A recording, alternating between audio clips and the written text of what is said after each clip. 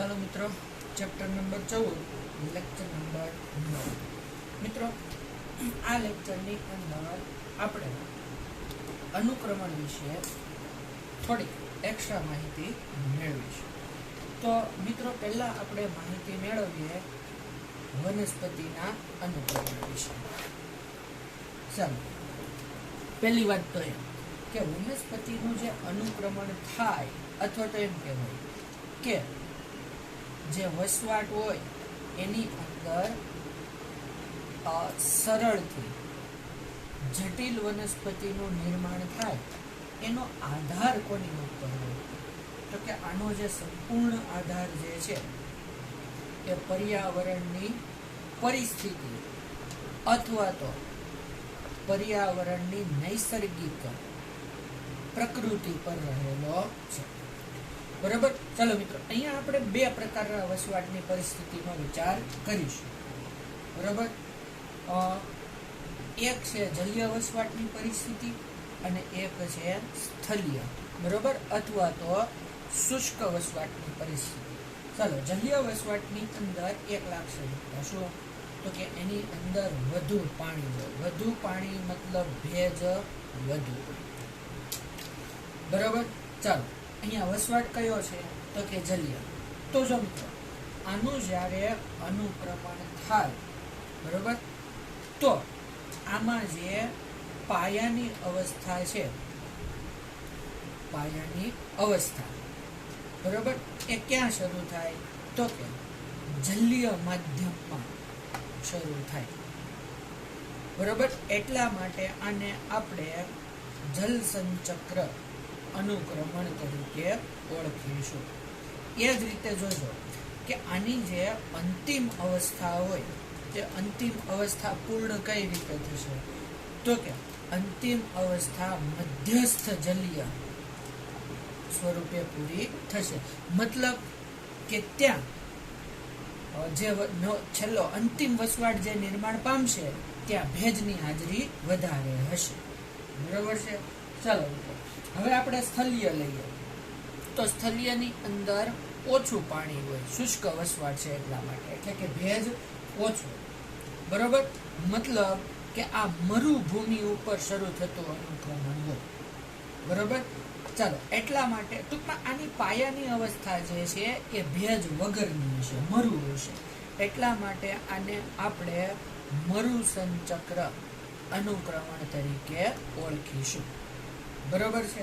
ચાલો મિત્રો, જોજો કે આ બંને અનુક્રમણની એક સમાન લાક્ષણિકતા કઈ, અથવા તો આ જે બંને અનુક્રમણ થાય એમાં સમાનતા શું જોવા મળશે આપણને,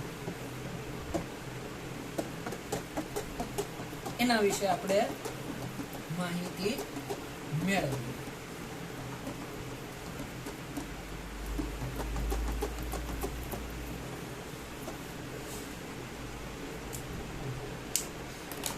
તો મિત્રો, આની આપણે બંને અનુક્રમણ જલસંચક્ર અને મરુસંચક્ર અનુક્રમણ જે વનસ્પતિ માટે થાય એની કેટલીક સમાનતાને આપણે જોઈએ.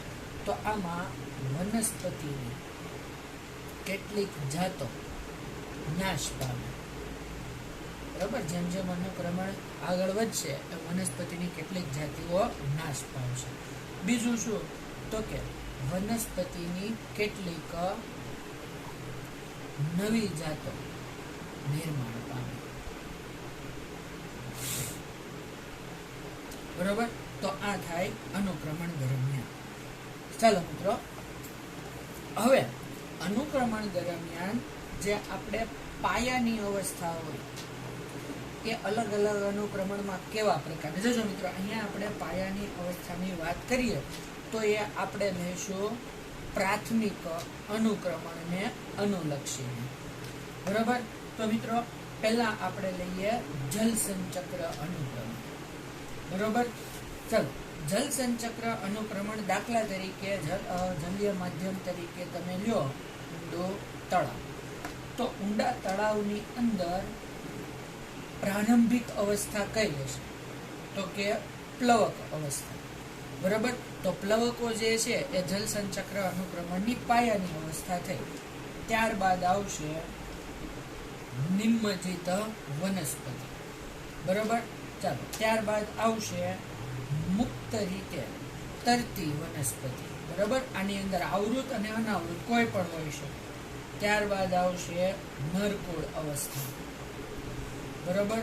ત્યારબાદ આવશે કળણભૂમિ, ત્યારબાદ આવશે સેજમેળો અવસ્થા. અને સેજમેળો અવસ્થા પછી જે ચરમ અવસ્થા હોય અથવા તો અંત્ય અવસ્થા હોય એમાં આપણે અગાઉ કીધું એમ કાં તો તૃણભૂમિ બને કાં તો વનસ્થળનું નિર્માણ થશે.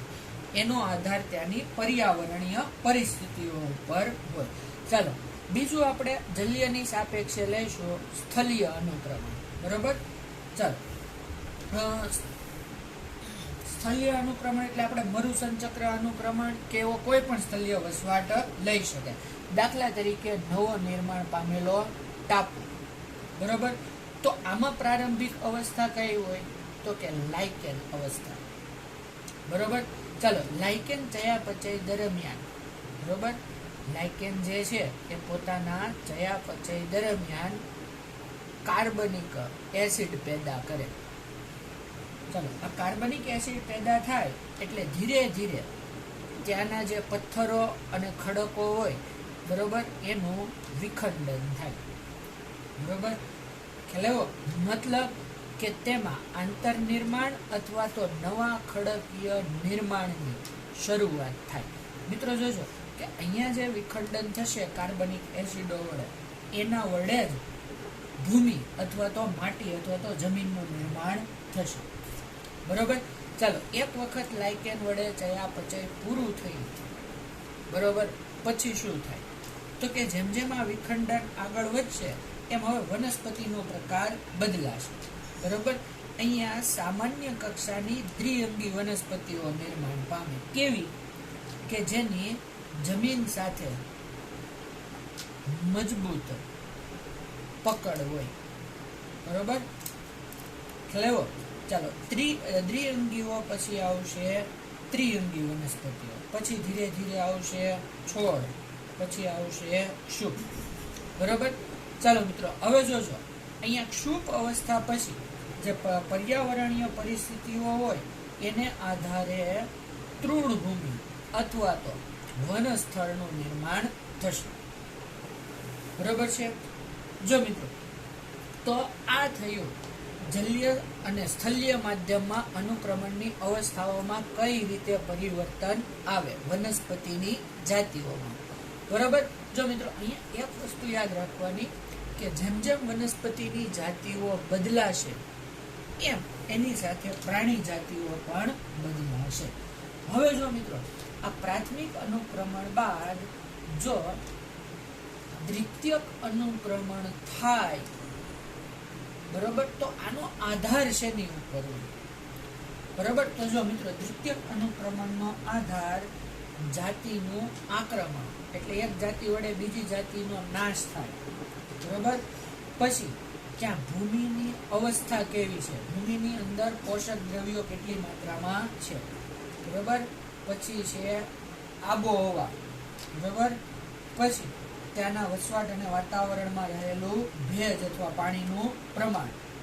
પછી આ વસવાટમાં સચવાયેલા વનસ્પતિના બીજ અથવા તો નવા પ્રાંકુરો કેટલા પ્રમાણમાં સચવાયા વગેરે બાબતો ઉપર દ્વિતીય અનુક્રમણ આધારિત હોય, બરોબર.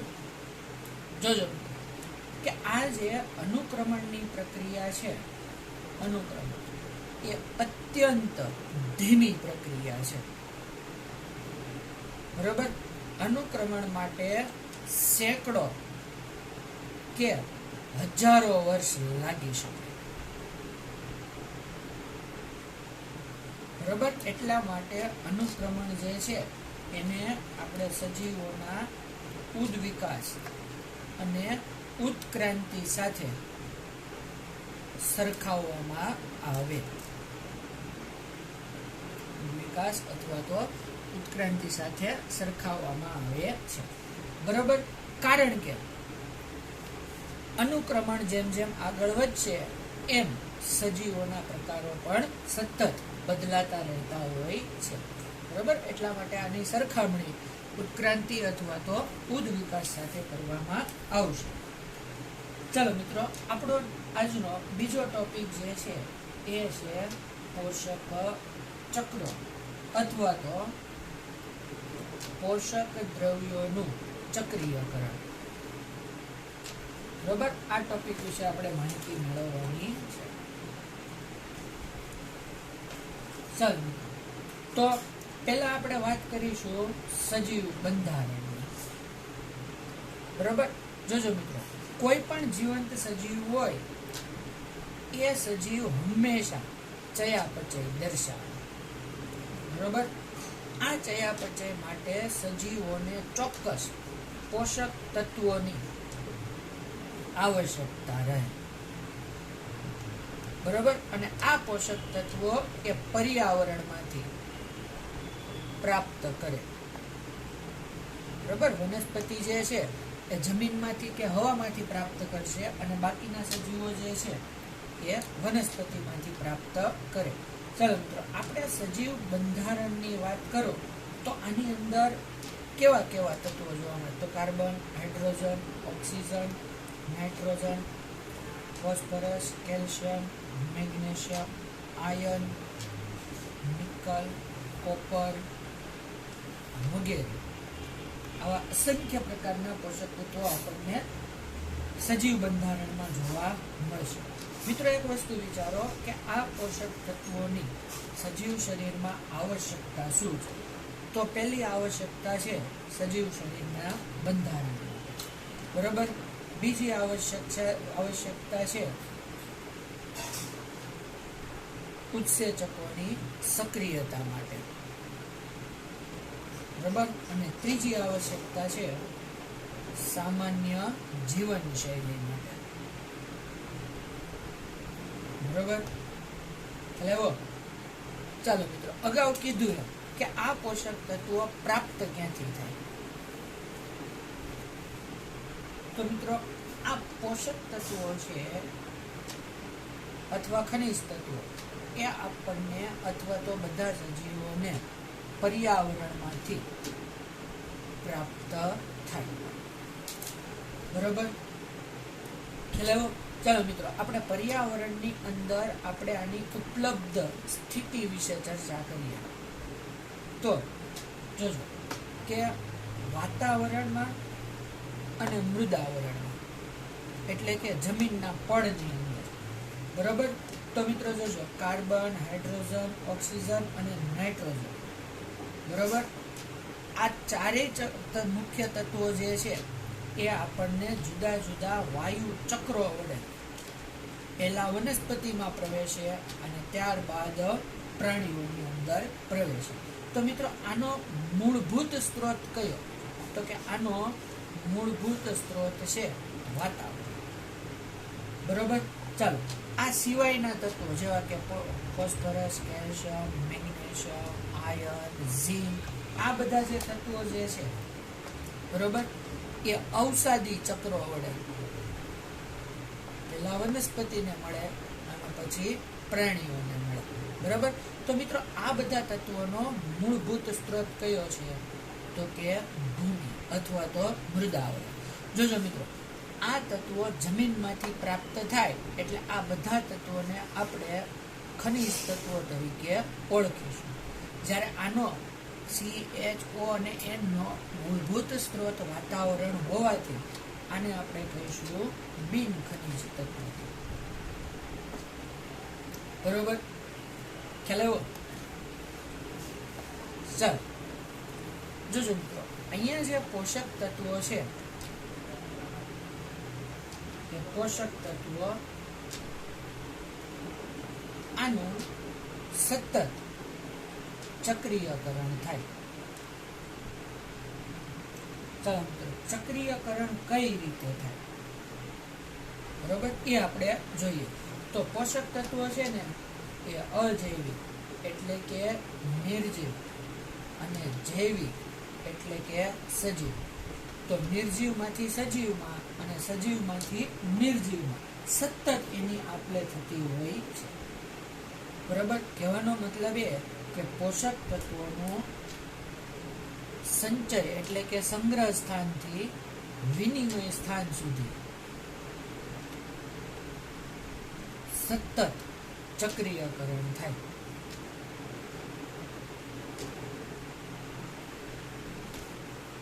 બરોબર, એટલા માટે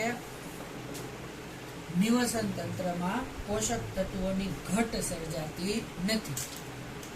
તો મિત્રો જોજો, અહીંયા આપણે સંચય સ્થાન તરીકે કોને લઈ શકીએ? તો કે એવું સ્થાન કે જ્યાં પોષક તત્વો લાંબા સમય સુધી સંગ્રહ થયેલા. બરોબર, ચાલો હવે મોટે ભાગે આવા સંચય સ્થાન તરીકે આપણે પર્યાવરણમાં કોણ હશે? તો કે જમીન હશે. તો સંચય સ્થાનનો આધાર જે હોય આપણે શેના ઉપર લઈશું? તો કે જો, એક તો એનો આધાર છે ભૂમિના બંધારણ ઉપર, બરોબર, પછી તાપમાન ઉપર, ભૂમિનું સ્તરીકરણ, ભૂમિની અંદરનો ભેજ અથવા તો પાણી, પછી વાતાવરણની આર્દ્રતા એટલે કે વાતાવરણનો ભેજ, પછી વાતાવરણનું તાપમાન, બરોબર, અને વાતાવરણનું સ્તરીકરણ. એટલી બાબતો ઉપર સંચય સ્થાનનો આધાર રહેલો હોય છે. બરોબર છે.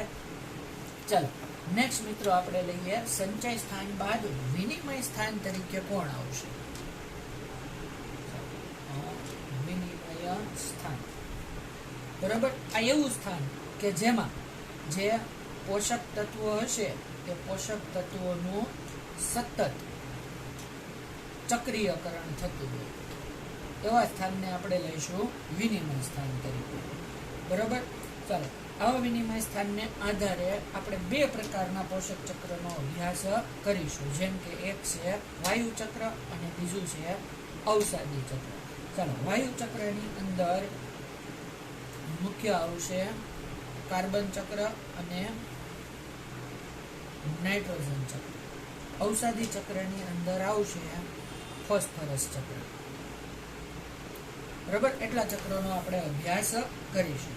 તો મિત્રો આપણે સંચય સ્થાન અને વિનિમય સ્થાનની એક નાની એમથી ડાયાગ્રામ વડે થોડીક માહિતી મેળવીએ. દાખલા તરીકે જોજો મિત્રો, આપણે પહેલા લઈએ સંચય સ્થાન. તો સંચય સ્થાન તરીકે હોય ભૂમિ. બરોબર, આની અંદર પોષક તત્વોનો સંગ્રહ થાય. જોજો, સંચય સ્થાનમાંથી આ પોષક તત્વો પહોંચે વિનિમય સ્થાન. ચલો, ભૂમિમાંના જે વિનિમય સ્થાનમાં પહોંચશે એનો સૌ પ્રથમ ઉપયોગ કરશે વનસ્પતિ. વનસ્પતિમાંથી આ પોષક તત્વો મળશે પ્રાણીઓને.